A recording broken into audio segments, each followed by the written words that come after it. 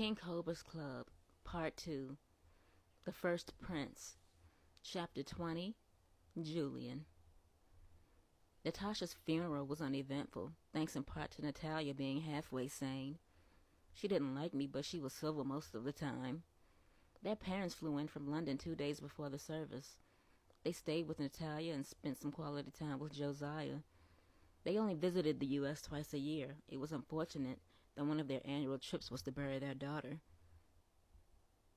Natalia was happy to keep Josiah with her until things settled down. I didn't give a specific date, but I hoped that he would be back with me before Christmas. "So you're still not going to say anything?" Natalia said.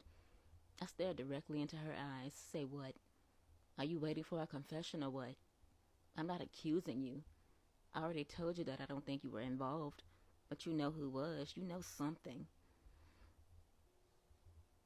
I was not in the mood to argue with her. She was right, but she didn't need to know that. I hugged Josiah and said goodbye. He was handling the ordeal very well for such a young child. Many people think that children don't understand death and should be shielded from it. Josiah understood exactly what was going on and still managed to remain composed. He didn't throw a tantrum when I left him with his aunt and had been very polite to Carol when they met.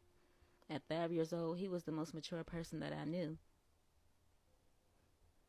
Bryant called me after the service to share some interesting information.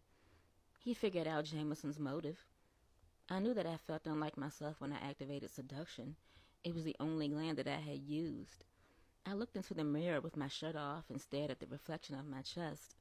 When the gland was activated, I concentrated as hard as I could.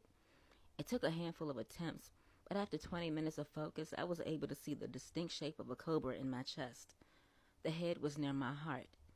Jameson had become a hitman. He wanted to kill us all.